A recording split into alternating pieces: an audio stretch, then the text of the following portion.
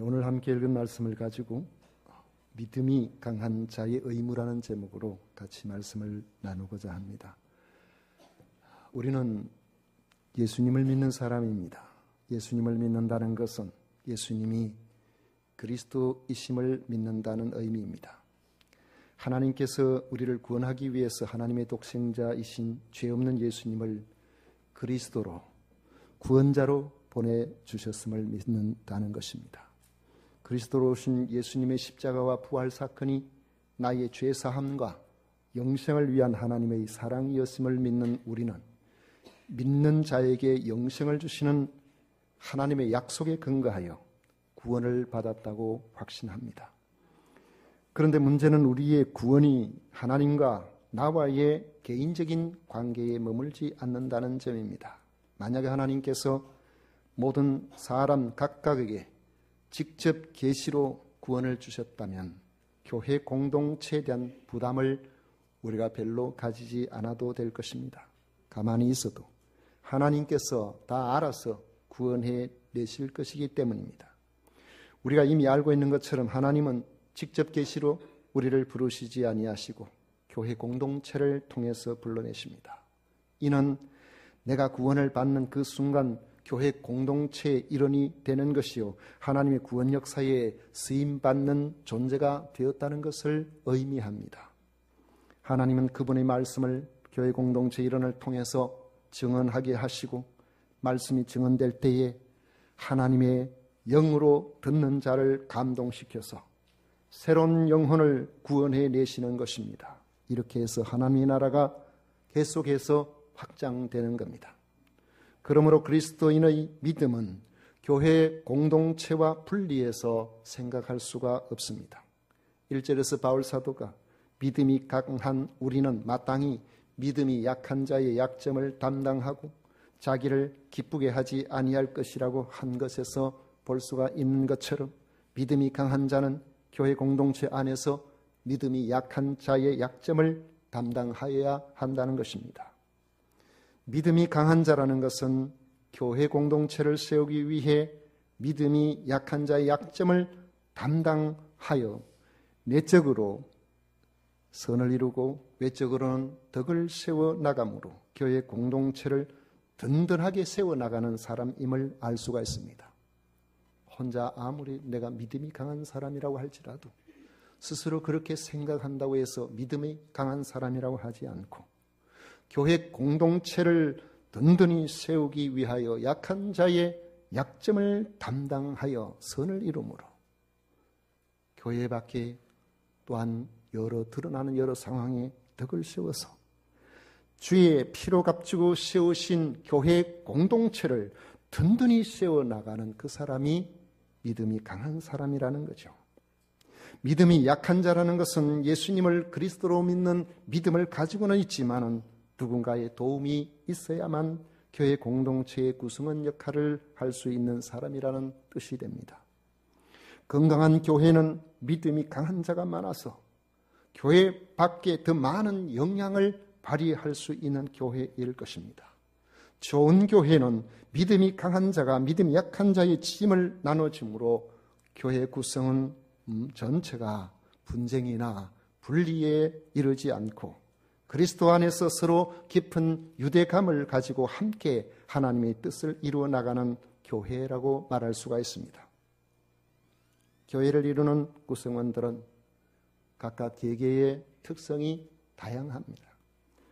구원을 받았다고 하더라도 믿음의 분량이 같지를 않습니다. 초대교회 당시에 로마 교회도 그러했고 2000년 역사의 모든 교회가 그러했고 오늘 현대 교회도 그렇습니다.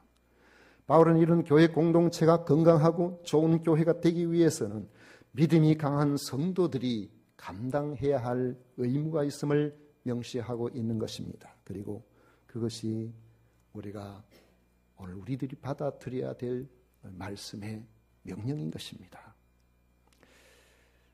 이걸 위해서 우리가 몇 가지를 좀 생각해 보려고 하는데 첫째로는 믿음이 약한 자의 약점을 믿음이 강한 자가 담당해야 한다는 말씀입니다.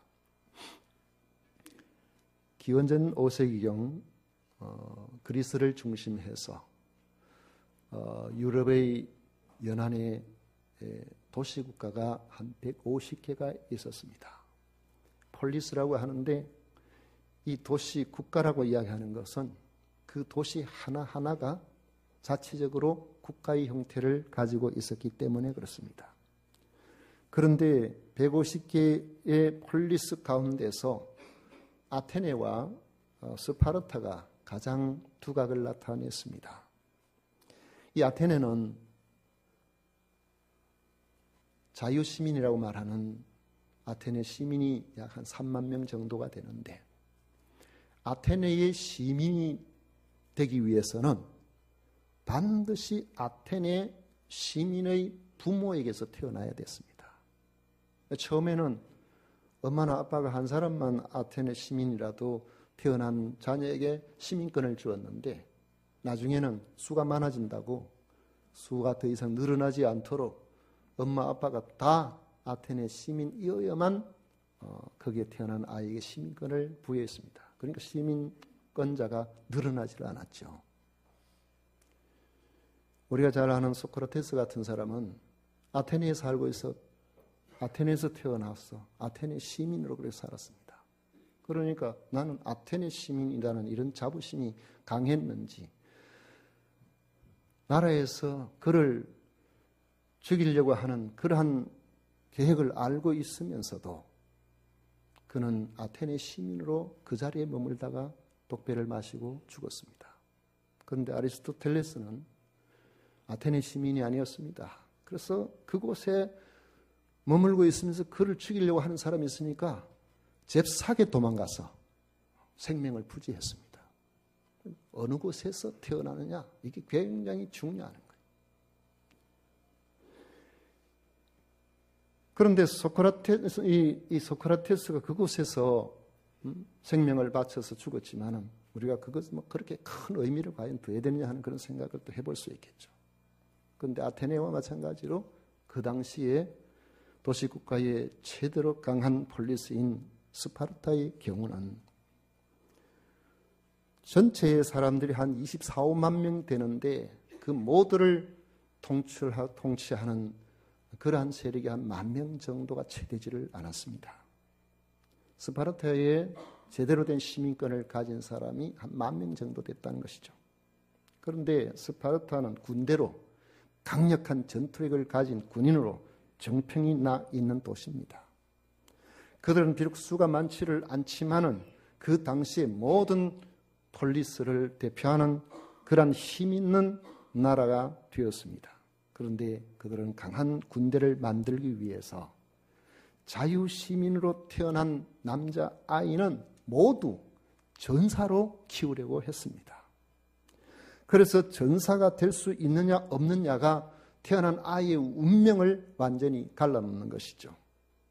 아이가 태어났을 때에 그 아이를 그 지역의 장로들이 살펴봐가지고 태어난 즉시 이 아이가 강한 아이인가? 과연 앞으로 전사가 될 것인가? 합격을 하면 살려두고 합격하지 않으면 산중에 버렸습니다.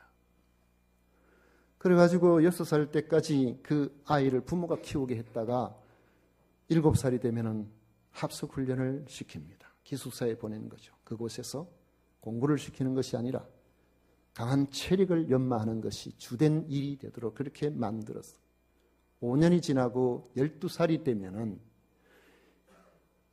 이 아이에게 붉은 망토만 하나 입혀서 다른 옷도 없이 음식도 주지 아니하고 폴리스 바깥으로 내보냅니다.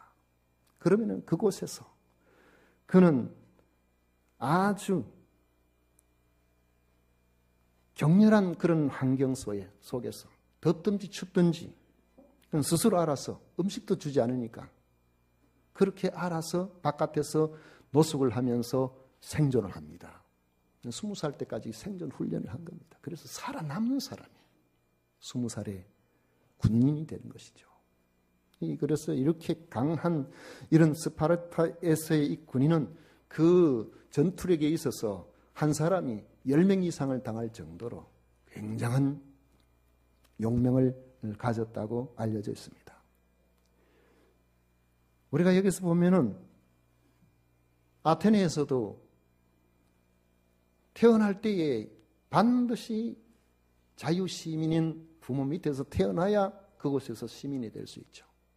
그곳에서 20년, 30년을 살아도 혈통이 그렇지 아니하면 그 사람은 아테네 시민이 될 수가 없었습니다.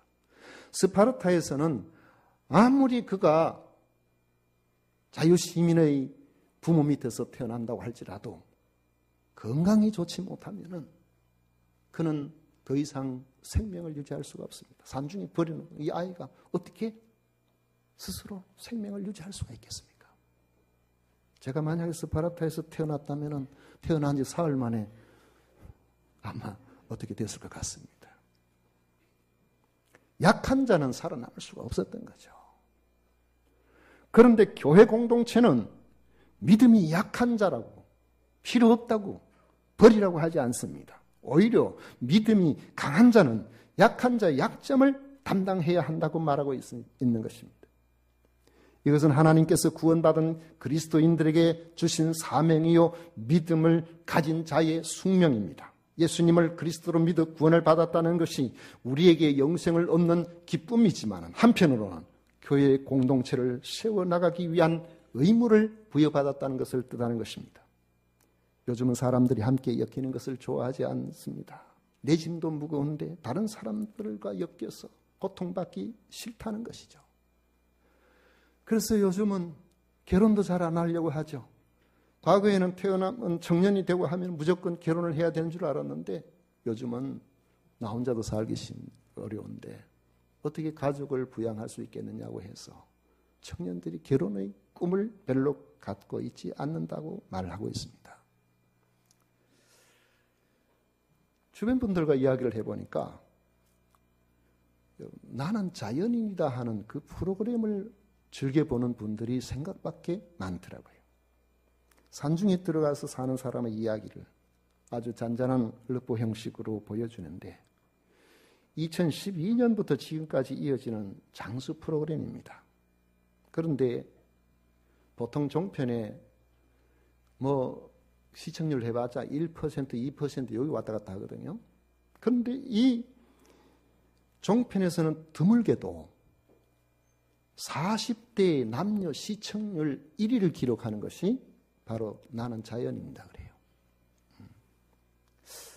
왜 40대가 이 프로그램을 그렇게 좋아할까요? 그들이 일에 지치고 사람에게 지치고 너무나 힘들고 어려운 이 스트레스를 좀 안 받고 살아가는 그런 삶 동경하는데 바로 그곳에서 사람의 그런 스트레스 안 받고 자연 속에서 사는 모습이 TV를 통해서 보니까 너무 좋아서 아마 대리 만족을 하고 있는 것이 아닐까 그런 생각을 해봅니다. 그만큼 우리가 살아가는데 이 땅에서 사는 동안에 각자의 짐이 무겁다는 것을 의미하는 것이겠죠. 바울이 말하는 믿음이 강한 자나 믿음이 약한 자나 모두가 어쩌면은 각자의 세상 짐도 결코 가볍지 않았을 것입니다. 하지만 믿음이 강한 자는 자기 짐이 무겁다고 믿음이 약한 자를 외면하지 않는 것이죠. 이것은 진정한 그리스도인이라면 우리가 교회 공동체 안에서 결코 외면할 수 없는 의무라는 것입니다. 우리 앞에 선배 신앙인들이 이 의무를 잘 감당해 주셨기 때문에 오늘 우리가 믿음을 지키며 살 수가 있게 된 것처럼 이제 우리들이 비록 힘들고 내 짐이 무겁지만 믿음에 굳게 서서 믿음이 약한 자의 약점을 담당해야 한다는 겁니다. 바울은 이를 명령하고 있습니다. 두 번째로는 믿음이 강한 자는 자신이 아닌 믿음이 약한 자를 기쁘게 해야 한다고 말씀하고 있습니다. 세상 사람들은 자신의 기쁨을 위해서 삽니다. 그리스도인이 되었다고 해도 믿음이 약한 자는 자신의 기쁨이 더 중요합니다. 그래서 자신의 기쁨이 상실되는 것을 견디기 힘들어합니다. 물론 믿음이 강한 자도 기쁨을 누릴 권리가 있습니다.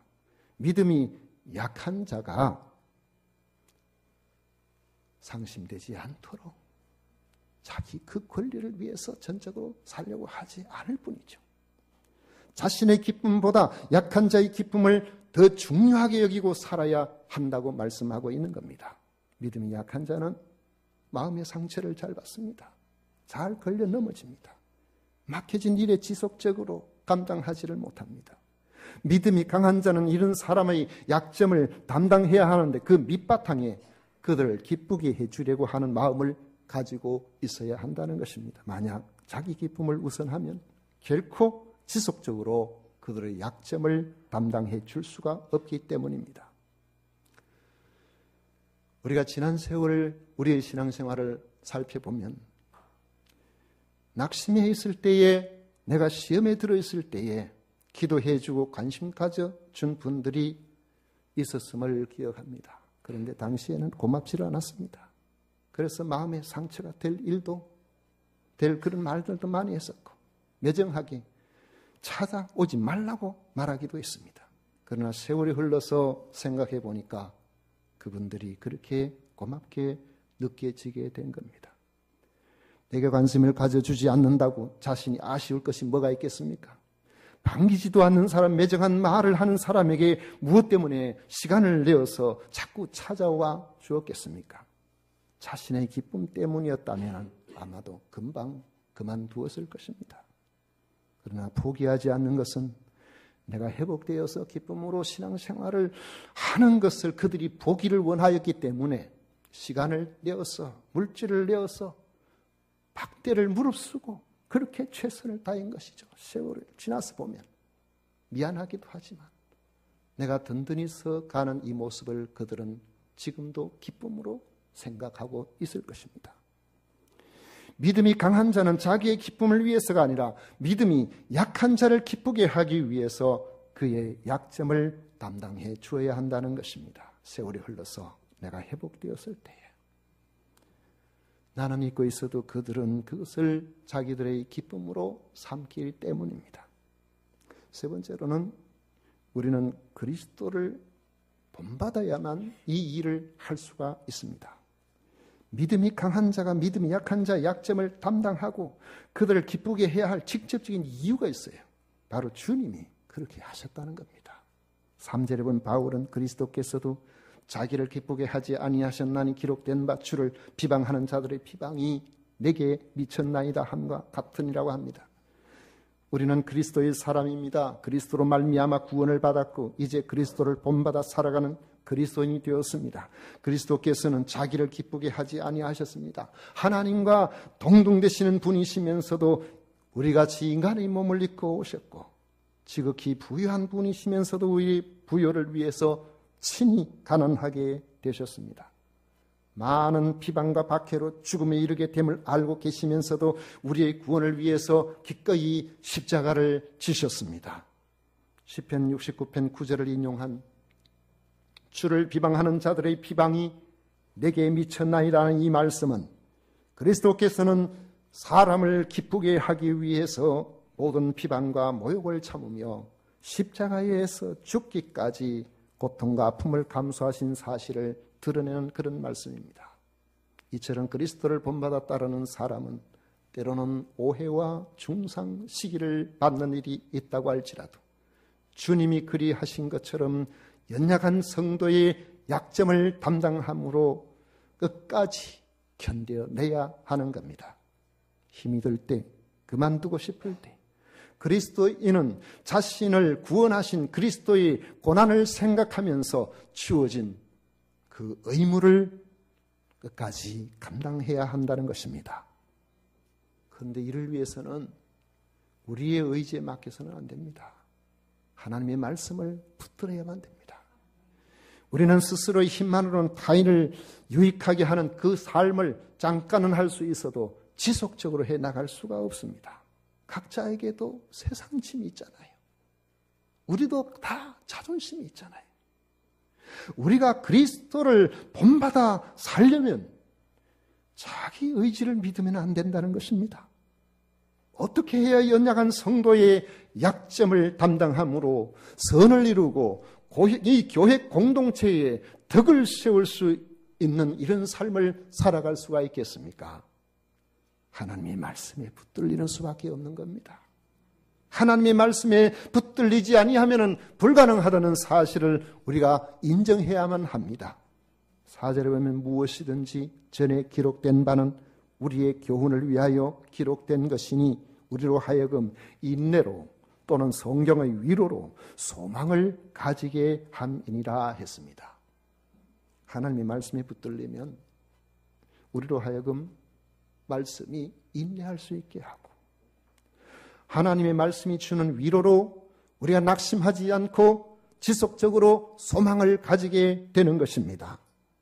그리스도인으로서 승리의 삶을 살고자 한다면 반드시 말씀에 붙들려야 됩니다. 여러분, 우리 의지로 안 돼요. 우리의 감정은 순식간에 바뀝니다. 우리가 붙들어야 될 것은 하나님의 말씀.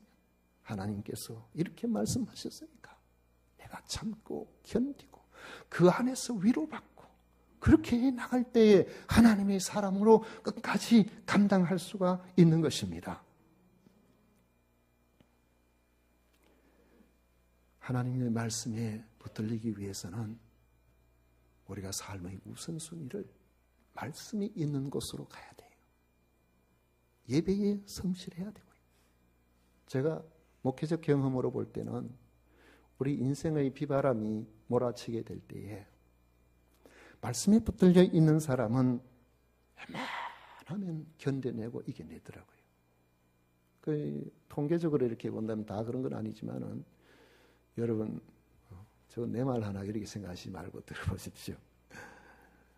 제가 보니까 주일 낮, 주일 오후, 수요일 저녁만 열심히 참여하고 예배 드리는 사람은 웬만한 비바람에 거의 견뎌내더라고요. 주일 낮, 주일 오후는 비바람에 한번 넘어지면은 조금 가더라고요.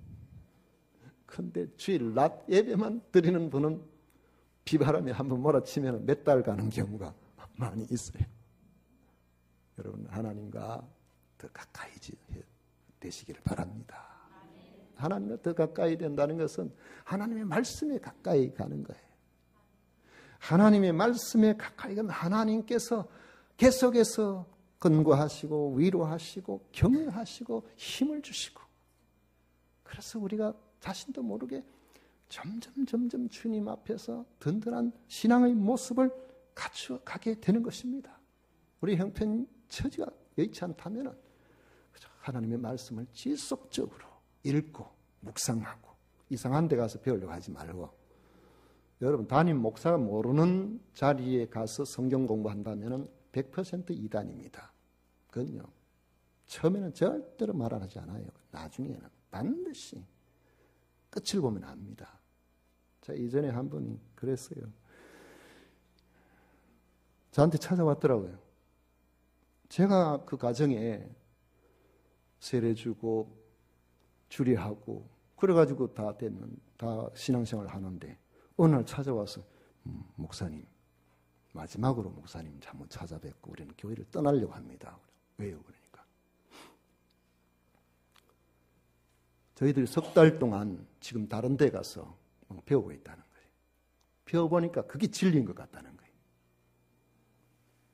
그래가지고 도대체 뭘 배웠느냐 그러니까, 그래도 목사님을 인격적으로 신뢰하기 때문에 인사는 드리고 가는 것이 맞을 것 같아가지고 왔다는 거죠. 그래가지고 이걸 배웠습니다 하고 내놓는데, 제가 읽어보니까 여기까지 배웠는데 거기에서 지금 누구를 하나님이라고 하더냐 그러니까 그런 말이 없었습니다. 아마 조금 지나면 그리 될 거예요. 조금만 지나면 색채를 드러내게 될 거다고. 여러분, 이단은 얼마나 교만한지 몰라요. 그래가지고 정신을 차리고 가지를 않고 그 자리에 머물렀어요. 지금 신앙생활 잘합니다. 아주 성실하게 잘해요. 우리가 하나님의 말씀에 진정으로 붙들려 있으면 자유함이 있습니다. 기쁨이 있습니다. 위로를 받습니다. 격려가 있어요. 하나님의 말씀과 가까이 되시기를 축원합니다. 우리가 하나님의 말씀과 가까이 되면은 오늘 말씀처럼 인내와 위로의 하나님을 만나게 되는데, 믿음이 강한 자는 인내로서 약한 자를 돕게 될 것이고, 강한 자나 약한 자 모두에게 하나님의 위로가 임하게 될 것입니다. 그 결과가 어떻겠습니까? 교회 공동체는 한 마음과 한 입으로 하나님을 찬양하게 되는 역사를 경험하게 되는 것입니다. 6절 말씀을 보십시오. 한 마음과 한 입으로 하나님 곧 우리 주 예수 그리스도의 아버지께 영광을 돌리게 하려 하노라 했습니다. 여러분, 교회 공동체는 완전하지를 않습니다. 공동체의 구성원들도 완전하지를 않습니다. 저도 마찬가지로 주님을 닮아가려고 힘쓰는 사람일 뿐 완전하지를 않습니다. 신앙이 좋아 보이는 사람도 세상 고민을 안고 살아갑니다. 그러나 우리가 하나님의 특별한 사랑으로 구원을 받았기 때문에 우리가 완전하지 않지만은 교회 공동체의 앞선 선배들로부터 복음을 전해받고 그들의 눈물 어린 기도와 돌봄으로 믿음이 자랐기 때문에 우리도 그 일을 감당하려고 하는 것입니다. 여러분, 마라톤 42.19, 제가 마라톤, 경기 중에 마라톤 제일 좋아합니다. 그런데 보지를 못해요. 전부 주의를 하더라고요. 마라톤에 100리가 넘는 길을 평균 17초대로 달려야 된다 그러는데, 17초대로 달리는 그 속도가 100m 시속, 아니 뭡니까? 초속 17초로 달린다는 게 그게 무슨 의미인가 실험을 해봤대요. 실험을 해보니까 건장한 사람이, 달리기를 잘하는 사람이 러닝머신 거기 있죠? 거기에다가 달리게 해보니까 대부분 1분에서 2분 사이에 나가 떨어져 버렸어요. 그런데 이걸 120분이 넘도록 같은 속도로 달린다는 게 이게 얼마나 대단한 겁니까? 지금 마라톤에서 세계 신기록이 지금 얼마인지 아시는 분 계세요? 폰 보면 안 됩니다. 놀랍게도 저도 최근에 알았습니다. 2시간 1분 39초예요. 내가 2시간 5분이 4분이 이 말 들어봤는데 2시간 1분 39초. 어마어마하죠. 케냐 사람이에요. 세계 기록을 가진 사람.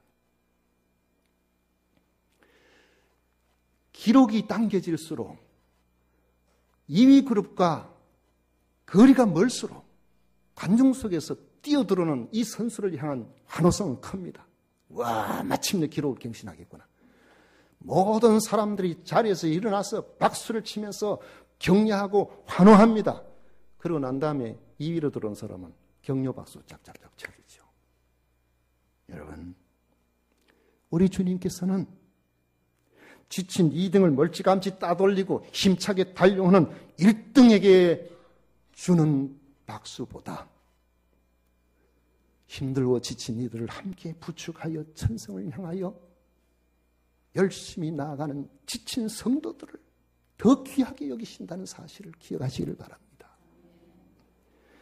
세상은 1등을 추구하지만 우리 주님께서는 함께 더불어 나아가는 교회 공동체를 세워나가기 위해서 믿음이 약한 자의 그 약점을 담당하고 그를 기쁘게 하기 위해서 자기 기쁨을 내려놓고 살아가는 이런 하나님의 사람을 더 대단하게 여겨주시는 것입니다.